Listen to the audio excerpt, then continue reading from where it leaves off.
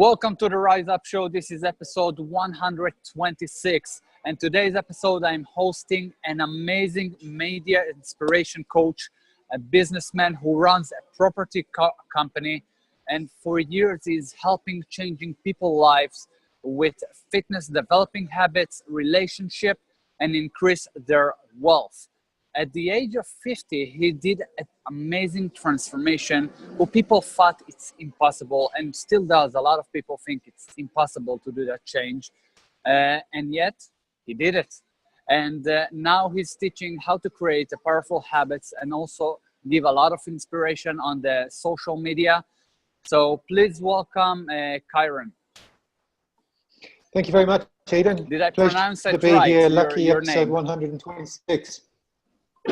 Yeah, pretty close. Kiaran. It's kind of an Irish Kiaran. name. Okay, I'm sorry for perfect. Yeah, all good. It's really amazing to have you here. Very much appreciate the invitation, Eden. Glad to be here. Thank you for coming here. So Kiaran, please tell us the short version on who you are.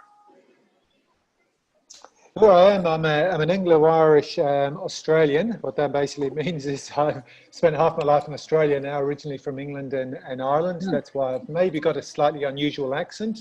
I don't know if you think it's unusual, but a little bit unusual. And I come from a sporting background. Originally, I competed in international sport for about 10, 15 years, which coincided with me being as completely broke as you possibly can be in life. That's the problem with following a passion that doesn't pay you any dollars. And then eventually moved into running my own business because I realized I was unemployable. The idea of working for someone and sitting in an office all day just didn't rock my boat. And the thing about working for yourself is you've got to go through phases when you're broke, and then you go through phases when things go very well. But ultimately, very happy the way things have evolved over the last number of years. Wow. So you went from being broke to a business owner. How did you manage to really get yourself still working when you were broke? Well, I think that's one thing about being broke is you realize that if it's going to happen, it's up to you. And I guess when you're broke, you don't have to worry about losing any money. And I think the safety net for a lot of people is they're more worried about losing their secure job, which might be paying not much more than minimum wage, and they don't maybe have the guts to sort of go and have a go. But when you've been broke, you know you can handle that, and life's risk and reward. And I guess you learn some resilience, that if you want to be successful, it's part of success is hitting a few barriers every now and again, scratching your knees every now and again. But the beauty of business is you can always bounce back. Sometimes opportunities don't work for you, but there's always tomorrow.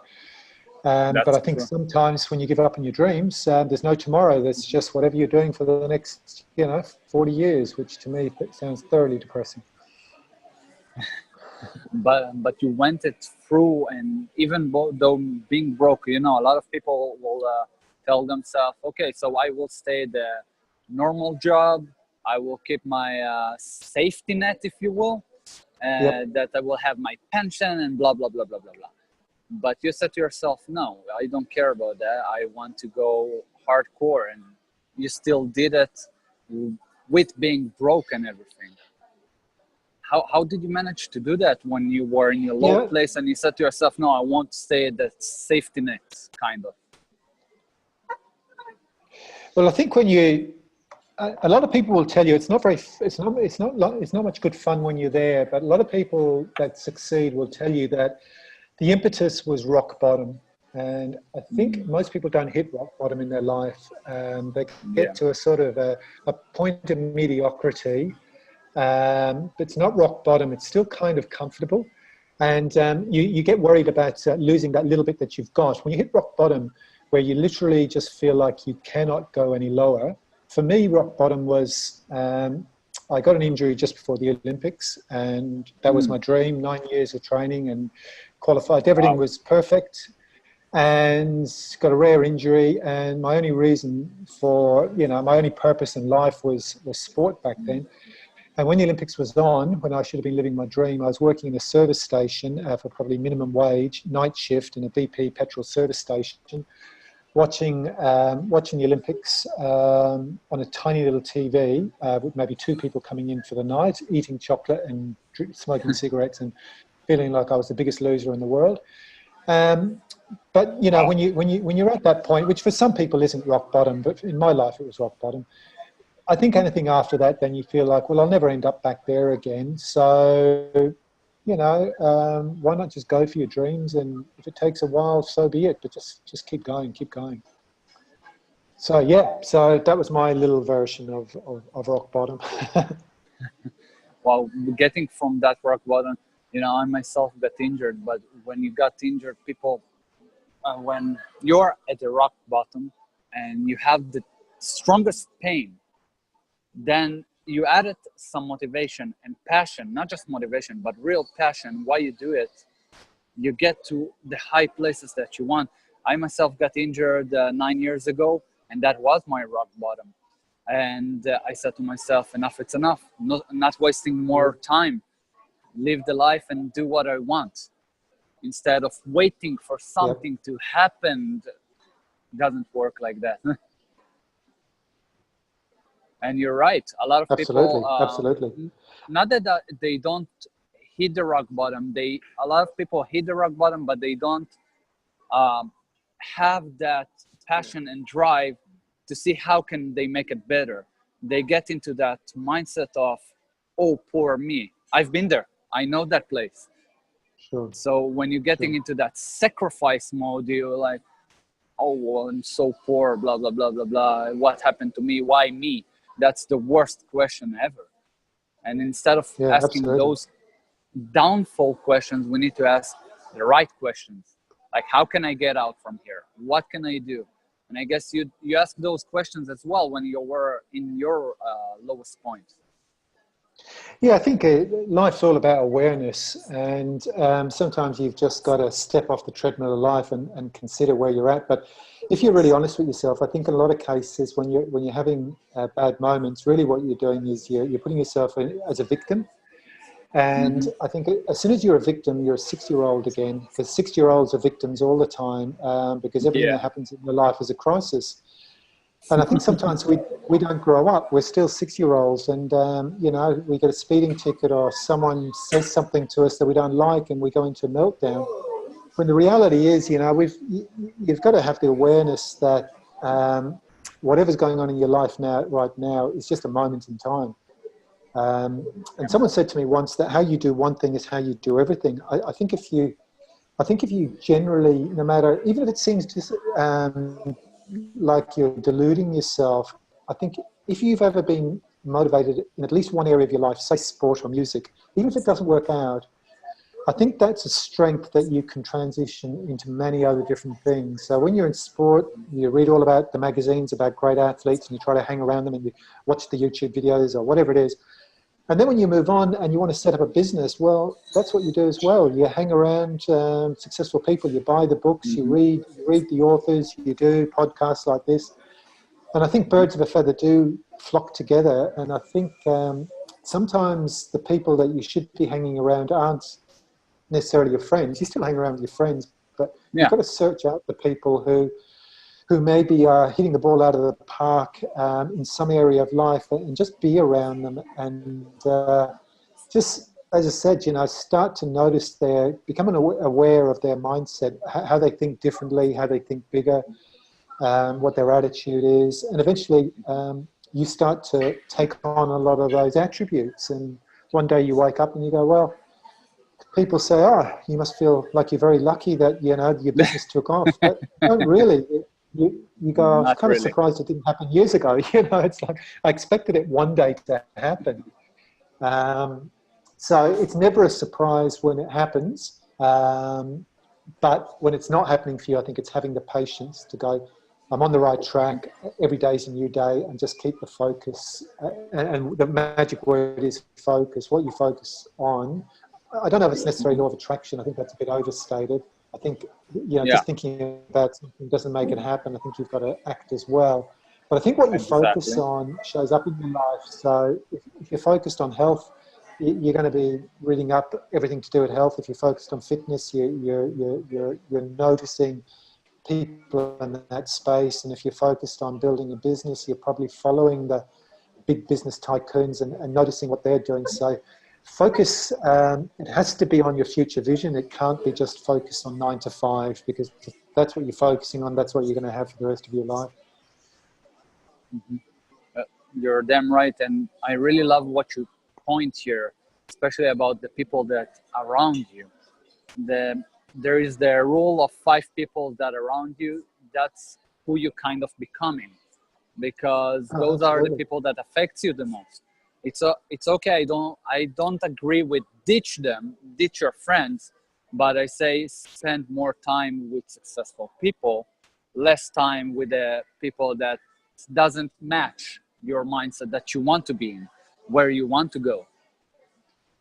Yeah, no, absolutely. And these people, they can be almost like imaginary people in the sense that I would probably read for about 45 to 45 minutes to an hour every day on empowering, empowering books and people that I admire. And then I'll probably spend about half an hour every night on YouTube, whether it's any number of people who are really successful, and I'm watching them. And you almost feel like they're your friends, because Yeah.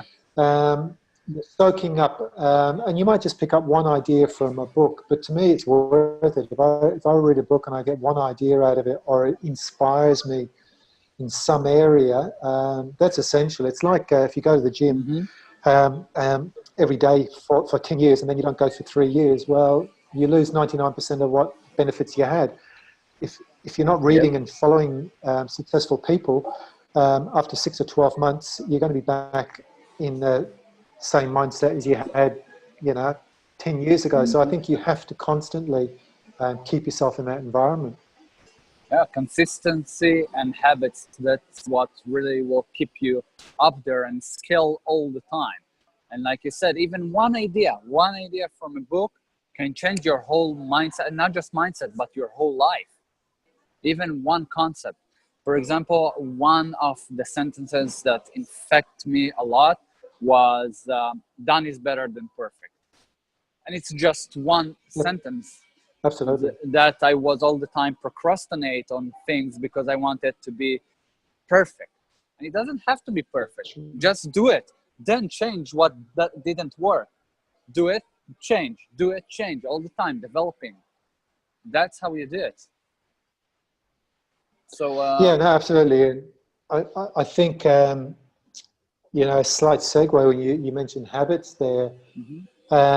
I think goals are overrated, which might sound like a strange thing to say, but I think one of the reasons that some people struggle is that, Brian Tracy and all that, and talks about goals, and I appreciate that goals have a role in life, but I think the problem with goals is that a goal is a destination. A goal is getting to the Yeah. Olympics. It's reaching the top of Mount Everest. It's having the $5 million, the great car, whatever your goal was. But the problem is that 99% of your life is the journey. And if you're only going to be, if you fall short of your goal, which is going to happen because you should always have goals that stretch you, you're never going to be happy. Whereas Hmm. the thing with habits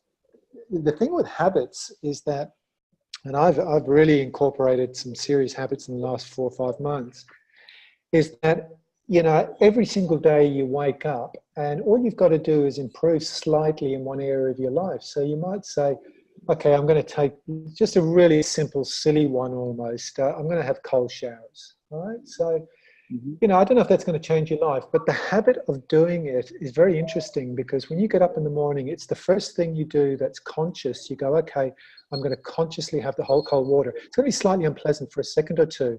Yeah. But the next time in the day that something comes up and maybe I've got to make a phone call, I'm not going to think about procrastinating, because it's the same thing. It's just, yeah, just do it. And 5 seconds after you do it, it feels fine.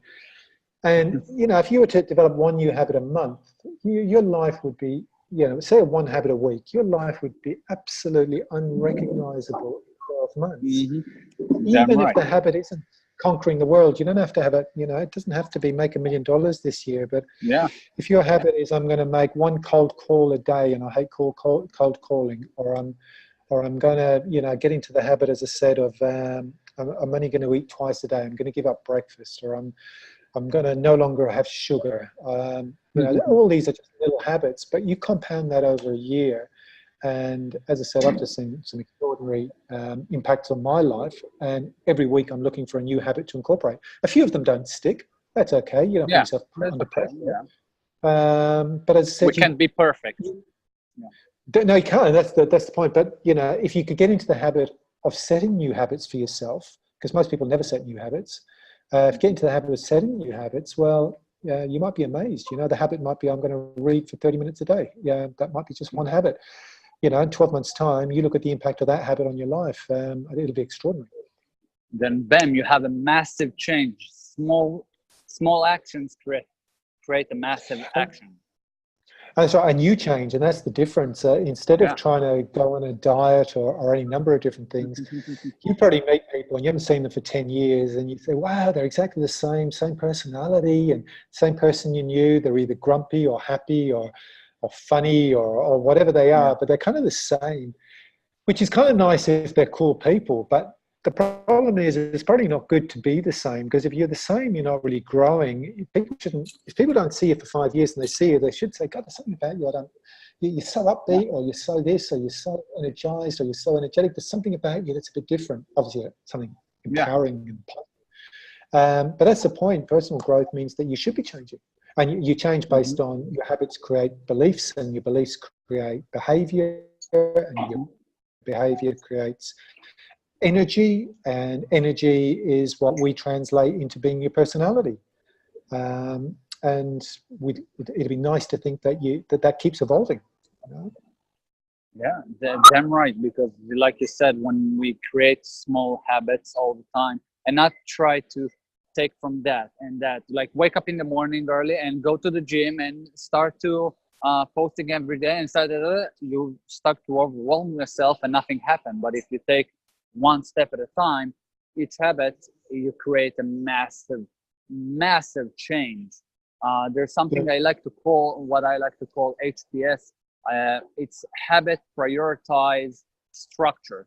That means a page that you write yourself, kind of a list that you write all the habits that you want to change in your life, and then you take it every time, one step at a time. Take one habit this week, one habit next week, one habit other week, and so on and so forth.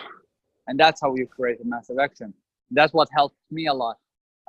And I want to ask you also about the habits, and that a lot of people, it's the beginning of 2019 right now, and a lot of people set goals and habits that they want to change about themselves.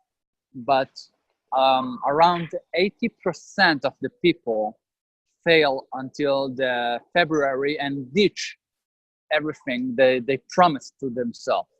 So why do you think they give up on their goals, on their habits until February? Well, I think there's a couple of things to it. I think one of the things is that it just seems like that's something you do on January the 1st for no particular reason. So you almost feel like you should set some goals. So we usually set goals that we've set every year, like I'm going to lose some weight, or I'm going to go to the gym. But what's more important than setting a goal is it starts off, you've got to, I'd say you've got to start off with a dream or a vision. You've got to dream it. So that's the key. Don't set a goal. Just dream where you want to be in 6 months. Now, if it's a fitness goal, that dream should incorporate how you want to look, how you want to feel, what size waist you're going to have. You call it a vanity thing, but whatever, you've got to visualize it, and you have to visualize it into the future. The second aspect is crucial. So you dream it first, and you literally dream it. Don't just write down a goal. That's just a few words. The dream is the vision, and you're looking at people who look like you, and you're following people that look like you, that you want to look like. But the second part is belief. No one will do anything they don't believe in. And I think what happens is you stop believing. You go on a diet, and I can't imagine why you'd go on a diet, but you go on a diet, and it's like after about 3 weeks, it's all very, very hard. You're not enjoying it. You realize it's not sustainable. You no longer believe that this is something. And eventually, once the belief goes, it's like the belief in a relationship. Once the belief goes, it's all over. You can try and fight through it. It won't happen. And then the third part of the equation, and these 3 things have to happen if you want to achieve anything in life. You've got to dream it. You've got to believe it. And belief comes from a lot of different things, which is hanging around people who have succeeded in your area to show that it can be done. You don't have to be an alien, or you don't have to have an IQ of 200 to achieve whatever your goal is. You just have to find people who are similar to yourself that have achieved this. So once you've got that belief and that's reinforced, the last part of the equation, then it's fairly obvious. You've got to execute it. So you've got to put action into place. So if your dream is to make $1 million in the next 3 years, well, you've got to see, has anyone in the history of the world ever made $1 million in 3 years? Is anyone who's the same intelligence as me made that sort of money? Is anyone the same age as me made that money? Obviously, the answer is yes, yes, yes. Can I imagine myself doing that? Yes, yes, yes. I'm not entirely sure if I can, but I'll figure it out. But then the last part of the equation is, then you've got to commit to, I'm going to put in 30, 40, 50 hours a week, and I'm going to execute and execute and execute. And only then will it start to show up. But unless you've got those 3 ingredients, nothing happens. So just writing down a goal, I don't think for most people is enough. That's true. You know, I saw in my field a lot of people that, even people that didn't know how to read, but they believe they can be successful at what they do. So they go all in that and really believe that they can achieve it. Like you said, believe it, get their vision and all that. And they went and be successful at their niche. Also, I met someone who, she was around 60 years old, and she just started out at 60 years old. And after a couple of years, she made thousands of dollars in just less than a year or 2. Yeah, that shows you that if you have, like you said, the vision, the beliefs, and you go hardcore, you can achieve it. There's a good phrase that he who says he can and he who says he can't are both usually right. That's right. So that's exactly what you said about the belief. If you believe that you can do it, you will. Of course, there will be doubts along the way. There will be ups and downs. There's no strict way to get there. A lot of people think, like you said at the beginning, that people say, oh, you succeeded like that. It doesn't happen like that. It takes time. It takes and dedication and consistency and habits, or else it won't happen. And I think you've got to have the awareness that sometimes you can be motivated or demotivated by, say, a teacher might tell you you're not very smart, and you can live with that comment for the rest of your life. Yeah. Or the sports guy doesn't pick you on the athletics team, and you can then decide, well, I'm no good. Or you can be really stubborn, like the old ads for the muscle builders and back in the day, where someone kicks sand in your face and you're the skinny guy on the beach, and you use that to crush you, or you use it to motivate you to never let that happen again. And so a lot of it is whether you're motivated by people being negative to you or whether it defeats you.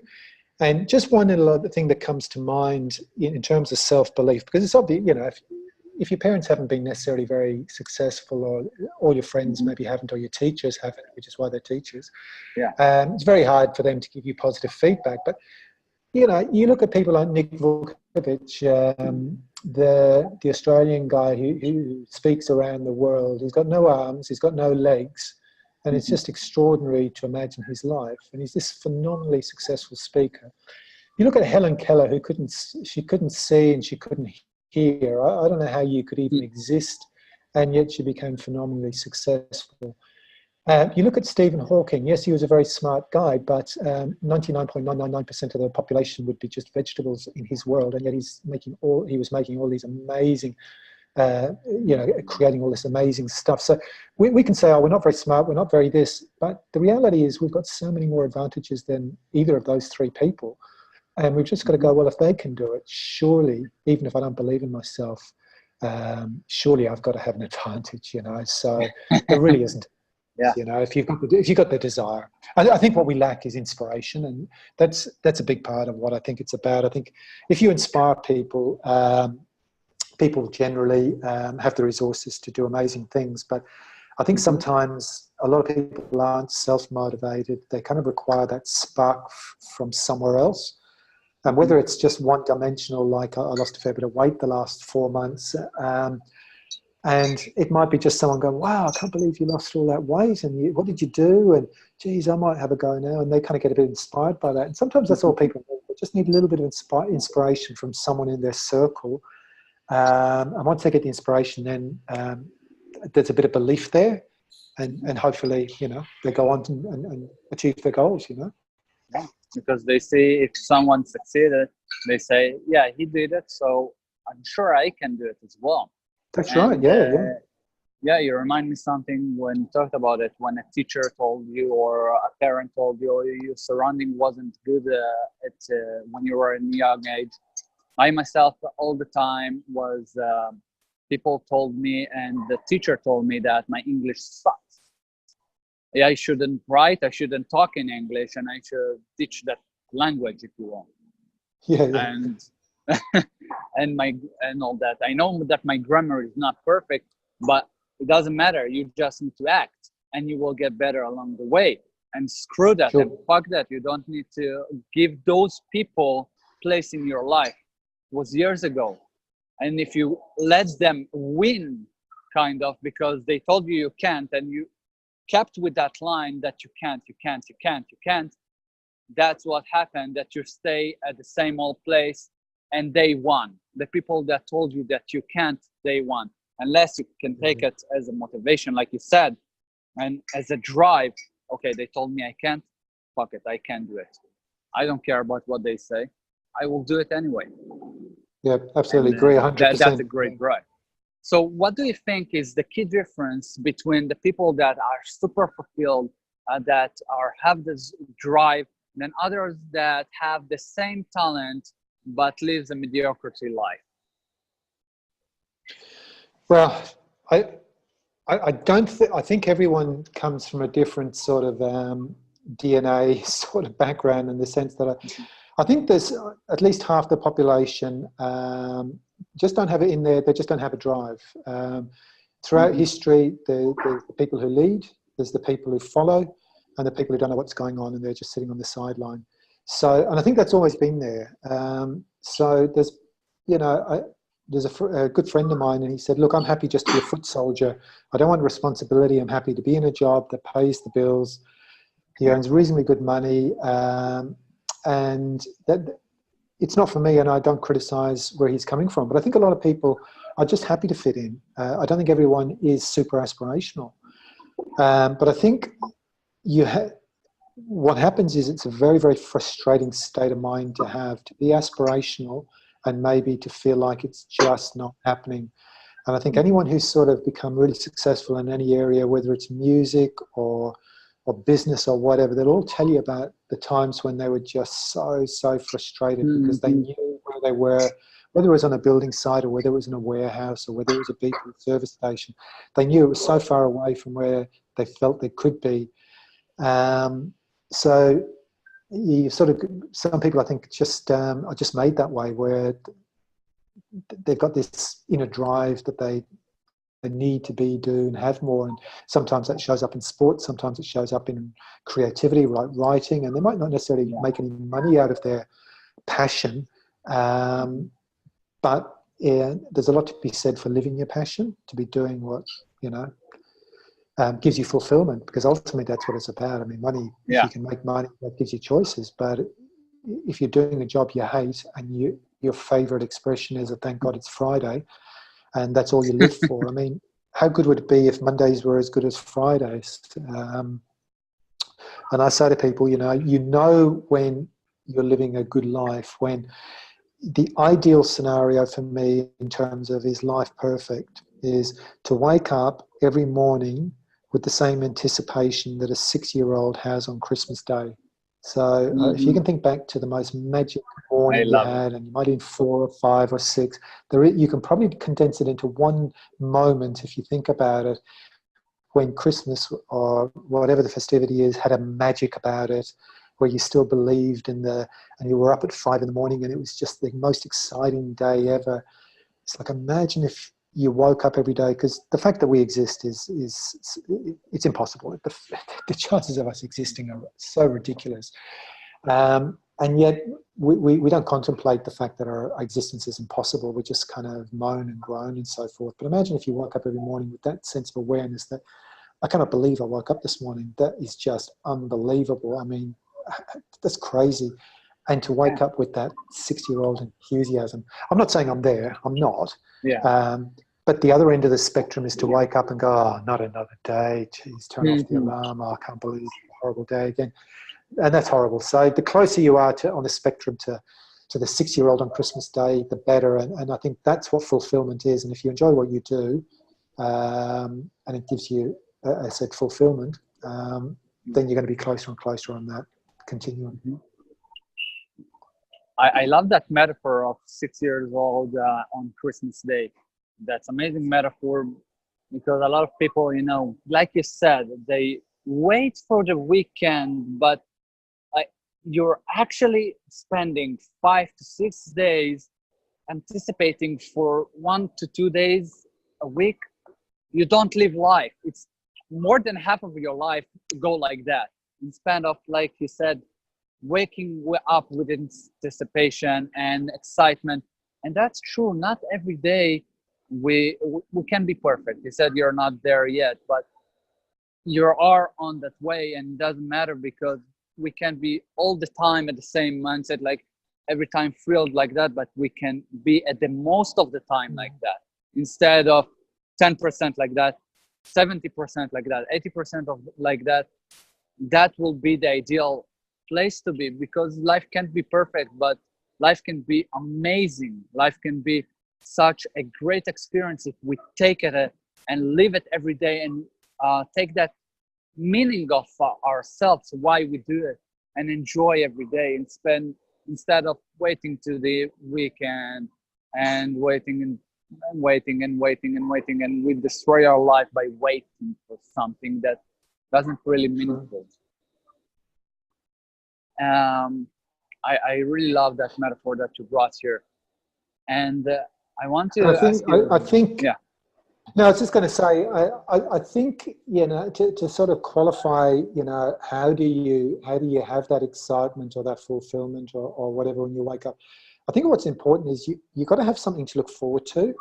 And unless you keep introducing new habits, so if you introduce new habits, let's say you introduce a new habit that I'm going to take the train to work instead of my car, and on the train I'm going to listen to podcasts, or I'm going to read a book. So you're going to wake up now maybe thinking about looking forward to your podcast you're going to listen to every morning. Or I'm going to walk to the bus station, but I'm going to walk I'm going to walk for 45 minutes. The first couple of times you do it, it might not be a huge amount of fun, but after a while you start to look forward to these little habits you're introducing. You might go, I'm only going to eat organic food. So you start enjoying the process of maybe losing some weight. Maybe you go, I'm going to start doing Pilates or whatever. And on a Thursday night, you look forward to Thursday night. So you need to have every single day of the week that there's multiple things to look forward to. You might not necessarily love your job. And I'm not saying that everyone has to quit their job if they don't love it. But, surely when you wake up in the morning, your life should be about more than the job. There should be a dozen things that you're looking forward to, of which the job is maybe a highlight or maybe not a highlight, but your whole life, how you feel about life, isn't determined by how good or bad your experience at work is. That's right. That's right. When you start, like you said, the habit of like walking every day, and that, a lot of people quit at that point because they go, let's say they start to go to the gym. They go the first day, they came back, look at the mirror, in their subconscious mind said, there's not a change. Nothing happened. Okay, so they go the second day, they go the third day, and then at the 7th day, they look at themselves, they see nothing changes. Okay, I'm quitting, and stop with that. And I want you, because we talked about it between ourselves, and I wanted to share with the people your own change at 50 that a lot of people think that it's impossible to get it. How did you get it? How did you start to go to that direction and didn't give up? Well, it was a bit like what I said earlier. It wasn't a goal.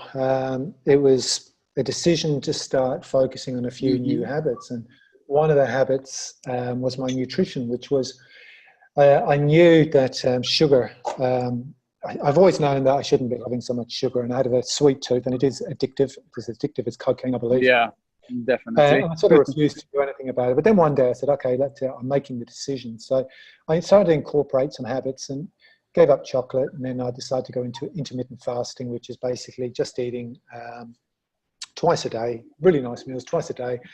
Nothing in between, and about 17 hours between dinner and brunch. In the first week, it was a bit kind of weird. But then after a while, it started to pan out, and then I started introducing a few other little things. And lo and behold, after about 14 weeks, I dropped 13 kilos.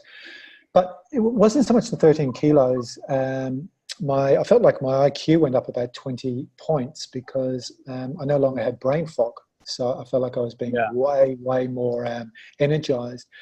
So as Dr. Joe Dispenza, he's a pretty interesting guy if you look him up, he says we become addicted to our emotions.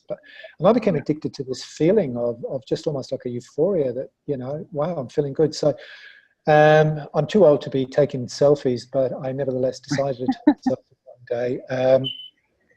Where it's never too old.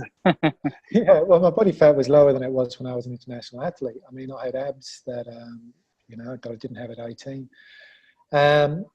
And I kind of put it out there, and there was a huge amount of response to that. And it was like, it wasn't a goal, and it's nothing that I necessarily go, oh, wow, that's fantastic. I'm at an age where that doesn't interest me. I'm not going to be going down the beach flashing my abs. But what it does is it encourages you to think that if you can do something that you thought was just completely impossible in one area, that starts to give you belief that if you start doing things in other areas, like whether it's meditation or whether it's different types of exercise routines, or setting up businesses or building communities, or any number of different things that you might have thought were not possible, you succeed in one area, you go, well, it is possible, and it's actually it's not that hard. It's really just a compounding of habits, not for 10 years, for about 3 or 4 months, and just saying, well, okay, the next thing that I do, just hang in there for at least 3 or 4 months. I mean, meditating is a bit boring, and it's the first 5 or 6 days, it's like, I'm like an attention deficit disorder child. I just want to get into my day.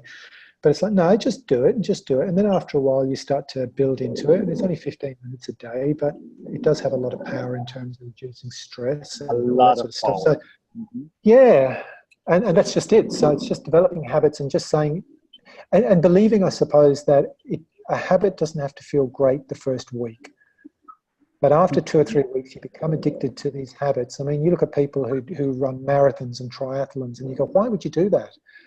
And you wouldn't after your first 2 or 3 times doing it, it's horrible. But after about a couple of months, these guys are just addicted to the pain. And it gives them, meaning. And so it's not about comfort. Comfort's not our friend. It's just developing habits that we become addicted to that we know are going to help us. We don't hate them, but like a cold shower, they don't have to be enjoyable in the moment for them overall to make you feel like they had a benefit in your life, Yeah, we got to use the short-term enjoyment, short-term fulfillment, but it doesn't work for a long run. Yeah. And like you said, the first week maybe it won't be so fun if it's exercising, if it's developing new habits, if it's starting new business. Yeah, it won't be so great at a few even months, first month. But then when you keep on it, keep with the consistency, and you see results little by little, then bam, you feel so amazing and so at the top of the mountain, if you will. That's right. You have to get that tipping point where you get some feedback.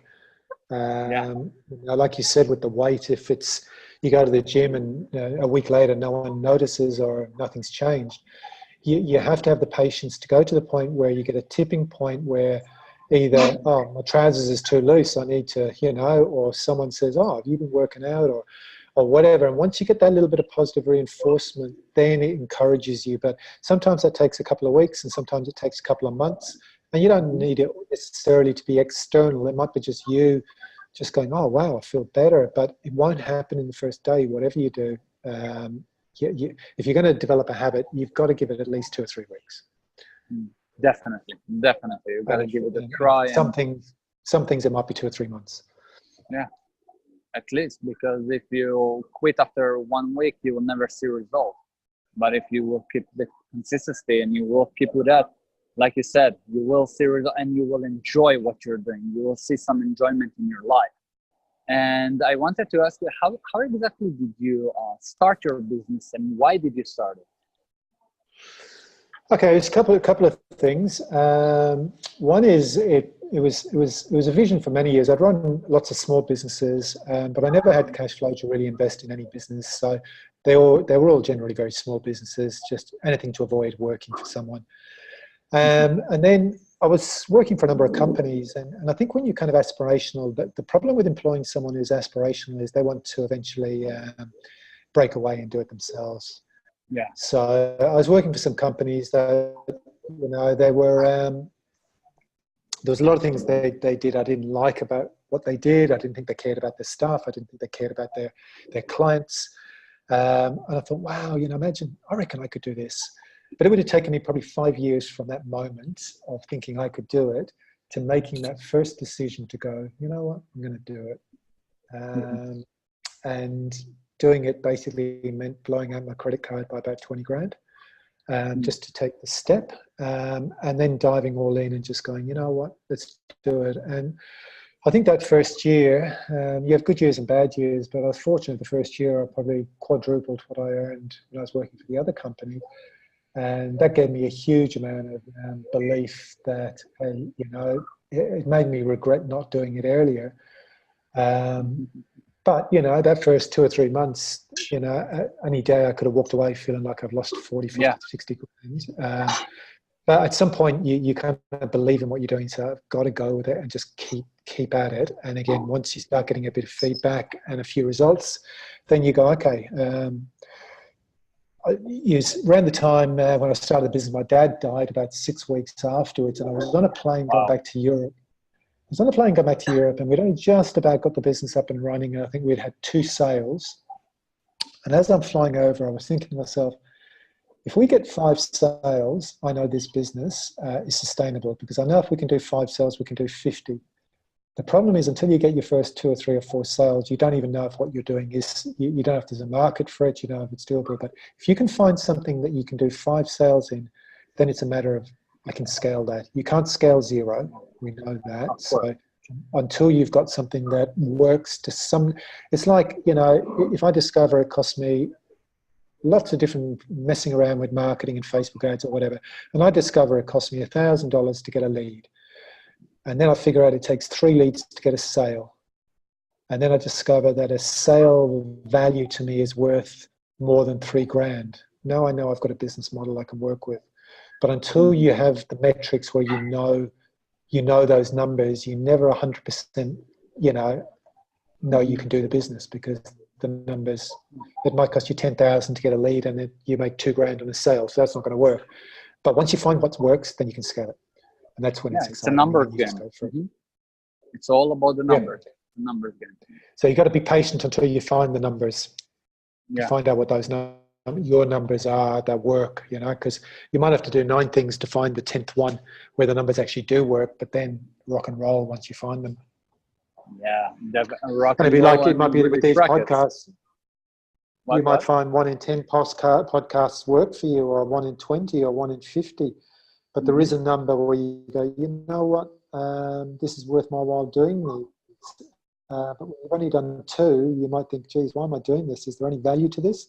So, yeah, and that's the case in anything you do. You go, okay, is it scalable? And if I do this long enough, is there going to be, do I know there's a positive outcome? Otherwise, I'm wasting my time.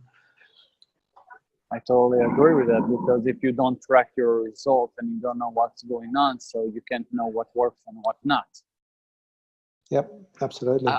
How did you keep momentum at that place when first of all, I'm sorry to hear about your father, but how did you keep with that?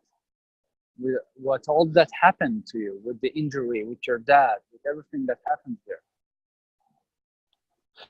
Well, they're all different things in your life, and I suppose as you get older, you develop resilience. So, and I think that's huge. I think unless you've got the ability to frame situations in a positive way, because there's an upside to every situation that happens in life. I mean, you might think of the last relationship that broke down or whatever, and it might have been a very bad day for you, and you look back now and you go, "Wow, I'm glad that happened."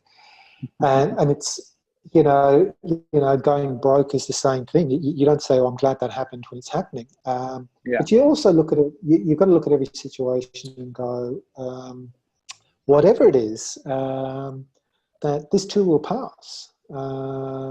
Whether it's a bereavement, which is horrible, or whether it's an injury or whatever it is, you just put yourself in and say, in the overall scheme of life, if this is the worst thing that ever happens to me, well, then we just move on from here. Pretty much nothing that happens to you in life, the situation isn't better in 6 months. They say it's always darkest just before dawn. And I like that line because, you think of the 5 worst moments of your life. And at the time, they were absolutely awful. You look back on them now, it doesn't mean they weren't bad, but you look at them a little bit differently. You just look at them as, well, it's just a part of life, but it doesn't define the rest of my life. That one day when I lost my job, or I lost a parent, or or I got an injury, or I lost one of my dreams. Yes, it was a moment in time, and the smart thing to do is, when you have one of those moments, to take a deep breath and go, so what? If this is the worst thing that happens in my life, can I move on? Yes, I can. So it's just putting a bit of a context spin onto things. Yeah. Wow. Deep, especially, I love that quote. It's always darkest before dawn. That's so true. Right. And in those places, we can grow the most. It's a really good metaphor. Yeah. We decide where we take it. Are we going to fall, or are we going to exploit what happened and go to the next level? Because now we are at the best place. It can't be any worse. So why not use that drive? And it's also a great story that you can share with your audience, and how did you overcome it and all that, because that's all about authenticity when it comes to audience and clients. When you're there with them and show them that you were also at those darkest moments, they take inspire. They take as inspiration. Yep. So regarding to that, what was your biggest struggle, and how did you overcome it? I think the biggest struggle is lack of belief. And I think that's a hard one, because I think a lot of people have a lack of belief, but some of us, I would have been as a child very much an introvert. I had quite a domineering mother, so it is what it is. And sort of, as a child, I absolutely hated rejection, so I'd never put myself in a position where I could ever get rejected. So you know the way kids constantly go, I want this, I want this, I want this, I want this. And whilst it's a bit annoying, I don't mind that, because they'll go a long way, because if you don't ask for what you want in life, you're not going to get it. So Right. For me, as I sort of gravitated into sales, that's probably the worst type of person you want in sales, someone who hates rejection, who's maybe a bit of an introvert. But I ended up making a living in sales for probably 20 years in commission sales, and it was, it's basically, you've got to overcome it, and you do that, by reading the books, hanging around people, learning techniques, learning to overcome the fear of, I never had too much problems face to face, but I absolutely hated the phone. Anything that involved, I used to imagine people who were going to be angry on the phone when I rang them, or they were going to be abused. I don't know. I just had this crazy fear of the phone, and that was there for many, many years. But eventually you just, as I said, like the cold shower, you just lean into it and you go, okay, I've got to just make the calls. And after a while you realize 99% of people aren't horrible on the phone. And even if they are, you can deal with it, and you get thicker skin and calluses and all that. And then after a while, it's not an issue at all. It's no more of an issue than this conversation. So yeah, to answer your question, that would probably have been my biggest challenge. Dealing with potential rejection, and it can hold you back for your whole life if you don't overcome it. Yeah, and it's a hard, very hard thing to get on because in sales, you will get a lot of rejection along the way. I'm sure it was very tough for you to get over that. How did you get over that? With reading books and inspiration and all that? Yeah, a combination of reading books and then hanging around people that you think aren't any smarter than you and seeing them doing very well and then realizing, well, geez, if they can do it, I think I can do it. And then a few successes and then, starting to realize that you can do a few presentations and after about the third or fourth, it no longer really is an issue. You make 10 phone calls and then suddenly it's no longer an issue.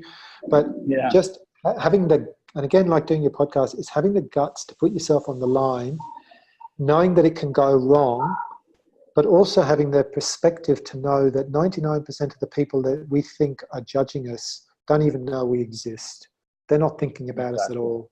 We're worried. We put a post up on Instagram and we're worried, will people like this or not Mhm. like it or whatever. 99% of people, they don't even notice it. And if they do, they don't care. They're thinking about their own lives. So I think we spend too much time thinking about how we're being judged, when the reality is, even if you pitch to someone and they say no, they've forgotten the conversation 10 minutes later, but maybe 4 days later, you're still replaying that conversation in your head. Um, so, that's one of the things I guess you learn from just doing something over and over again. Yeah, and then you keep on learning because if you don't give a shit about what other people say, that's how you grow. But if you said to yourself and stop yourself all the time because what he will said or what she will said and he told me like that and she told me like that, you will stay at the same old place for years and you will hate your life eventually because we have to act, we have to get to our best version of ourselves if we won't care about what other people think. And it's just experience. Just shoot out, try it. Didn't work, know what worked. Yeah. Try to get it better, upgrade it. And can Yeah. you, yeah? Yeah, I was going to say that philosophy of just next. So whatever happens, you have a bad day, or you have a bad whatever. I don't know. These things don't happen too often in my life, but you say this too will pass. Next, and next Exactly. is the next anticipation of something exciting. Mm-hmm. There's always a next. As long as you don't get stuck in the past, your vision Exactly. should be the next, and it should always be exciting. Mm-hmm. Yep, I love it. And can you share with us some inspired moment you have with a client or with a prospect? An inspired moment. It's hard to say. It's not so much inspired moments. I think it's what's exciting. I think when you have a passion for what you do is not getting too caught up in the outcome. So if I'm going out and I'm talking to someone about, let's say, with my primary business, I'm talking to them about financial goals. Mm-hmm. Now, when I walk in the door, they may be thinking that I'm going in there to sell them something, but Mm-hmm. what I'm really doing in my head is I'm going there to inspire them. Now, that may or may not result in them doing business with me, but I'm not invested in the outcome of it. My objective is to go in there and develop a relationship with someone where 40 minutes later, they feel like a friend. Not that worried about whether it turns into a sale or Mm-hmm. doesn't turn into a sale, because I know Yeah. what the numbers are. And 99 times out of 100, when I walk out the door, I've achieved my goal, which is I've created rapport, I've inspired someone to think about their goals. It's in the lap of the gods whether they use our services, whether they use someone else, or whether they do nothing. But at the very minimum, I walk out the door and I know I've got them thinking about their future. So it's not really answering your question, but in terms of inspired, it's like that's the intention in every conversation I have. Forget about the money, forget about the transaction. That will happen if you're doing the right thing, you're making the right connections, you're selling the right message. But ultimately, people think I'm in real estate. I don't think I'm in real estate. I think I'm in the aspiration business, and it just happens to be that property ends up being the vehicle that we talk to people about to help them achieve their goals. But I couldn't care less about property. What I care about is dreams, goals, aspirations, and then hopefully plugging people into, as I said, a vehicle for those. If it's health, I'd love to plug people into better ideas about nutrition and understanding, how your hormones work and understanding the evil of carbs and sugar and all that. But the goal isn't to lecture people on anything, it's to inspire them to be a better version of themselves in some area, and then hopefully guide them, whether it's towards a gym, whether it's towards eating, whether it's towards reading books, to guide them in the direction that will hopefully, allow them to execute on the dreams, on the inspiration. I really love what you mentioned, because a lot of people think about just on the sale, or focus on the short term and not on the abundance. When you're in the abundance mindset, you don't care if you close or not. It will come eventually if that's your ideal client. But also the most important part is, like you said, the relationship. A lot of people disregard it, and that's a very important part, the relationship. It doesn't matter if you will buy or not will buy. The thing is, did you make a relationship with that person? Did you help him in something? And if you did, if you will buy, awesome. If not, it's not your ideal client, you don't need to mess with it, but at least you help someone, and you can move along to the next one that will be the person that you can work with, kind of your ideal client. And if you believe in if you believe in what you're proposing, and you're passionate about it, that's not hard. You don't have to come up with any tricks. Sometimes I've had to sell stuff on commission that maybe I probably wouldn't use myself. But if I'm telling you how great my football team is, I don't have to come up with any clever tie downs or closes. You'll hear it in my passion, and my passion will give you a lot of belief that my football team is great. But if you don't hear that passion about what I'm talking to you about, then I've got to be very clever with my closing techniques. But if you're passionate and you believe about what you believe in, then there's no trickery involved. It's just, take it or leave it. But this is what I believe in. And people buy authenticity, I think. They buy authenticity, that's for sure. Because if they feel you're just in for the sale, they will push back. Exactly like, let's give a good example. And I'm sure the ladies that listening here will agree with me. When there is a guy that's chasing them like a maniac, like, be with me, I send her flower, buy her chocolates all the time, send her texts like a crazy, call her like a crazy person, they will say, whoa, hold a minute, hold your horses, get away from me, you maniac. And but if they're a real authenticity and there's nothing like they're like, I need that sale, and just, it's okay if it work, it work. If not, doesn't matter. There'll always be a next one. That's the abundance mindset. That's where you get more relationship, helping more people, because that's what we're all about here. Impact people and see how can we help and get them to scale their own self. Yeah, absolutely. Desperation is the worst thing in the world. You can smell desperation a long way, and that's why it's always good to have some money in your pocket, because if you're desperate for a sale, on some level it can leak out. You have to really be in a position where you can just go, hey, be willing to walk away. But when you're broke, that's very hard, and then it does come out. Your desperation starts to show. Definitely. Can you share with us what is the biggest struggle your audience experienced? Well, certainly in my primary business, the biggest struggle, I suppose, is apathy. So apathy is like a struggle because you don't even know you've got a problem.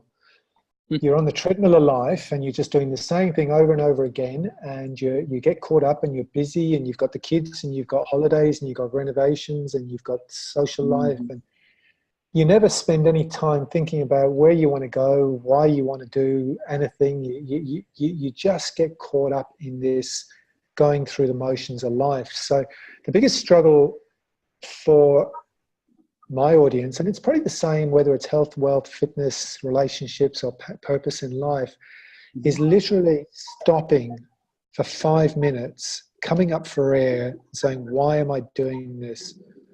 I'm on the way to having a heart attack in the next 5 years if I don't change. I'm completely unfit and I run out of breath just walking up the stairs. I wake up every morning and I just want to go back to bed. You know, I've no idea how much I owe on my home, and I don't know if I'll ever be able to retire. But hey, I don't want to think about any of that. I just want to just keep going through the motions of life. So the biggest challenge that people have is a lack of taking the time out to focus on what they really want.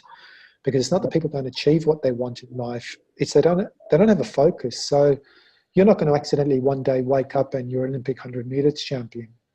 Usain Bolt didn't just wake up one day and he was the fastest guy in the world. You know, at some point in his life, it was his focus. Most people have no focus except just going through the motions of life. So that's their biggest challenge, but they don't even know it. So if you can interrupt people's lives to say, jump off the treadmill of life for 5 minutes, tell me what do you want, why do you want it, and then we can talk about how potentially you can get it. That's how you can break barriers, break out of the comfort zone, and start growth. Love it. Yeah. Well, it starts with a question. You can't tell people what to do in life. You just got to ask them some why questions. Exactly. Why questions, but not why me or why it happened to me and blah, blah, blah. But what can I do? Why is it here? What do I want? Why am so I might ask you what your goal is. I might ask you what your goal is, and you might say, oh, yeah. to win $1 million. And I go, well, why do you want that? That's not a real deep why, yeah. But then eventually I'll find out what your real reason is. You don't want $1 million. What you want is you want financial security, and you want a house in a nice area, and you want a nice car, and you want to be able to invest into a business, and you want to be able to have time to go to the gym and blah, blah, blah. So it's not the $1 million you wanted. The why is what the $1 million gets you. Until we get to the why, that's where you get your motivation, because it's like, oh, now I know clearly what I want in life. It just so happens it might cost $1 million. Yeah. But the $1 million is just a fiction. It's a fantasy. It means nothing. It's all the things that that you wanted to buy in your life that gives you the motivation, hopefully. Definitely. I love that you put it like that. And can you share with us who inspired you to get into that business and kept on going? Well, I don't think it was necessarily anyone that inspired me. I think it was just being in the trenches, in the commission sales for many years, and then constantly looking at people that I didn't really admire. Actually, it's contradictory. People I didn't really admire that seemed to be quite successful. I'm thinking, geez, if they do it, how come I'm not doing this? You know. So, but I think a lot of that comes from a mindset. I think when I was 20, I read Think and Grow Rich. And 20 years later, I wasn't rich, by the way. But a lot of those lessons and a lot of those habits of reading those books, they stay with you. And it's like a niche. You constantly have this sort of orientation towards something bigger, better, more exciting, and that sort of belief that whatever you can believe in and focus on, you can achieve. And that was like a gateway drug to a whole bunch of other books over the years. And I said, sometimes you get a tipping point. Some people, they reach their tipping point when they're 21 and they figure it all out. Some people are 45. And some people like your friend are 60 something before they reach a tipping point. They go, you know what, bang, I'm ready. Yeah. It doesn't matter the age, it matters the action and what you're doing. Yeah. That's right. Yeah. So eventually your mindset will determine it. So let's say, what was your 2 great books that inspired you really to go all in and kept on going? It's very hard because it's pretty hard because I literally read a book a month at least. Nice. So, and they kind of all blend in after a while, I really only can, kind of focus on the last couple, because I'll grab something out of them and I'm just bang, I want to absorb the next one. The last one I read was Chimp Paradox, which is really, really interesting. Yeah, just about how our chimp brain, which is our old brain, is the one that, is our emotional brain. And it's so fascinating.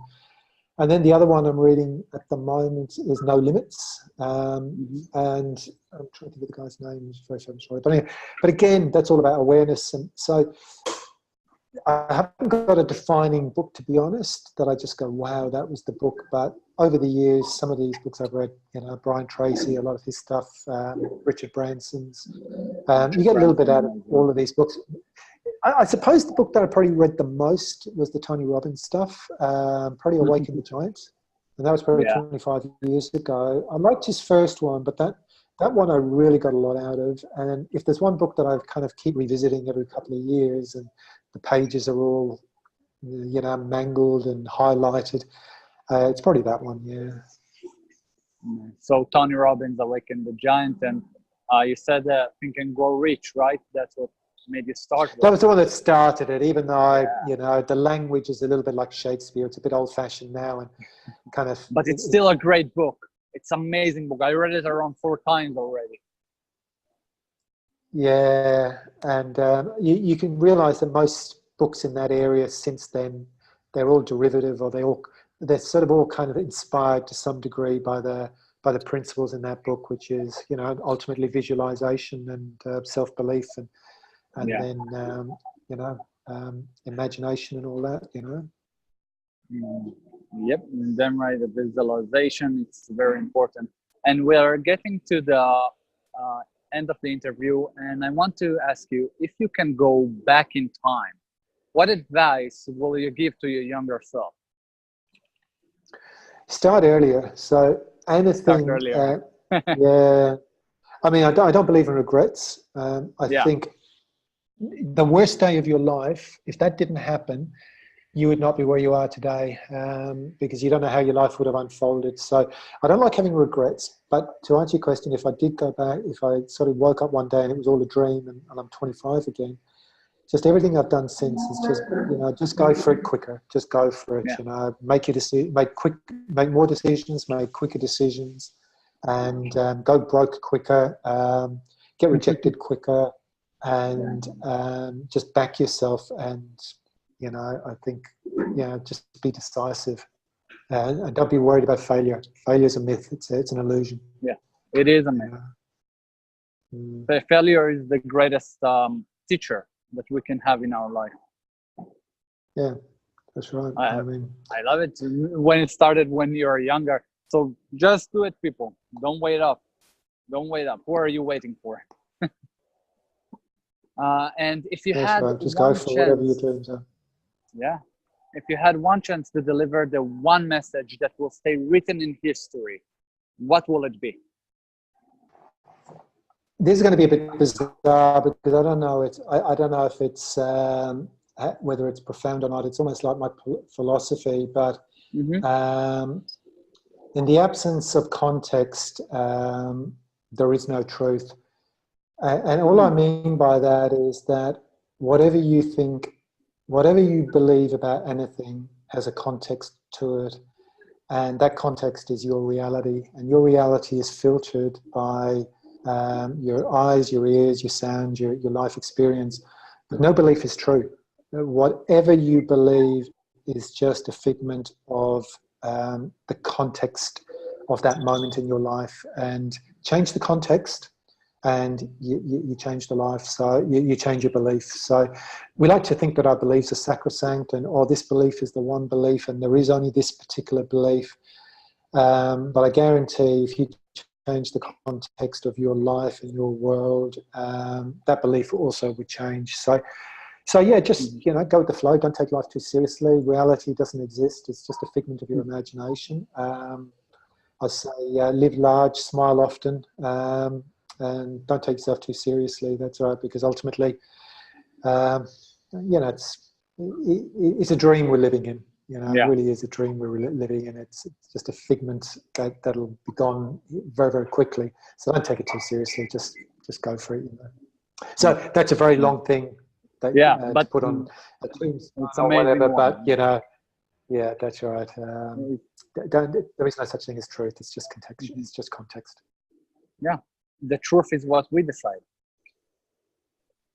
That's right. And tomorrow that could be Something could change in your life tomorrow and it'll change your belief. That, you know, for 99.99% of our species' existence, which is only about 250,000 years since we were able to contemplate our existence, the world was flat. That was the proof there. Yeah. It was, yeah, it was everyone's belief, and it was the truth. The context is that a child today wakes up with a completely different context based on the ability and the knowledge that we have today. Pretty much everything that you see around you today was impossible. Not unlikely, it was an impossibility 300 years ago. GPS, you know, which is just a television, skyscrapers, the car, the plane, you know, flying to Mars. Go to the moon, yeah, Mars. They weren't just unlikely, they were impossibilities. So our beliefs are based on the context of the world we live in, and that can all change, and it does change, and every generation, a little bit more knowledge about the brain and what we understand and how we operate evolves. So, you know, don't take your beliefs too seriously. I love it. It's so true when people thought it's flat, and then people thought we'll never go to the moon and Mars, etc., etc. As long as we limited ourselves and limited our beliefs, we can't reach anything. But if we open the mind and understand that, just go for it, and don't wait up for everything, and everything is possible, then you can achieve a lot. One lifetime ago, which is about 100 years, one lifespan, not a generation, but one lifespan, which really isn't very long. Yeah. You go back one lifespan ago, and what we're doing here was an impossibility. In no realm of fiction could the smartest person on the planet 100 years ago imagine what we're doing here. I'm looking at you in another country. There isn't a 10-minute delay. We're communicating in over something that doesn't have wires. It's a complete and utter impossibility. That's only one lifetime ago, one lifespan ago. So, you know, compound that for another 100 years. What we think today is the real world in 100 years, if we haven't blown ourselves up. We can't even imagine, you know, what the next reality will be. It's interesting where we will go and where the reality of humankind will go. That's very interesting. You know, if it was 100, 200 years ago, people will say to you, you're a witch if you use kind of that device. It's magic, sorcery. Almost everything we do today would have been magic even 200 years ago. Yeah. And that's amazing what we accomplished without limiting ourselves to something. And all this was, and that's the point of belief when I say this was unbelievable. So someone had to believe in something that was unbelievable for what we're doing here to manifest, which is this podcast live on Zoom or whatever. There was no precedent. So someone has to believe in impossible things like satellites and all that, and then figure out how to make it happen. And that's what we've seen. A small percentage of the population seem to be very good at, is believing in the unbelievable. And look, the pyramids were built, they were unbelievable when they were built. But there was the first person who, in their mind's eye, had this imagination of this thing that was utterly impossible. And that vision, thoughts become things. And it's amazing. Eventually, thoughts do become things. It's done and it's accomplished. The pyramids, it's more was very hardcore because the slavery and all that, but still it was imaginable, and then it was. Yeah, I mean, it's more the mathematics. Everything, yeah. It's more the mathematics of it. That's just the mathematics. Even today, they're baffled as to how, you know, without computers or whatever, that they could literally work out to within a centimetre or two the engineering feat of it, not to mention the slavery, which is would have been appalling. But on every level, it was an impossibility back then. Definitely.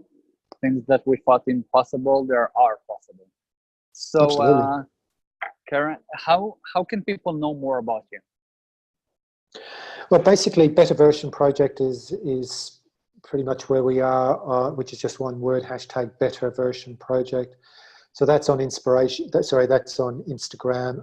We have a Facebook group. That's a growing group that I want to build to 20,000, but I think we're sitting at about 100 at the moment. We've only just started, and that's probably the easiest way. Better Version Project, and it's a pretty cool forum for people who are interested in incrementally improving their health, wealth, fitness, relationships, and reason for getting up in the morning, which I call life purpose. Nice. So I will put a link below, and I really want to say thank you that you're here with us and that you took that interview. I was really thrilled to do that with you, and I really thank you for your time. And absolutely, Eden, very, very much appreciate spending time with you. Thank you. And people, if you like this video and you like what Kiaran just said, just hit the link below. It will be in the description.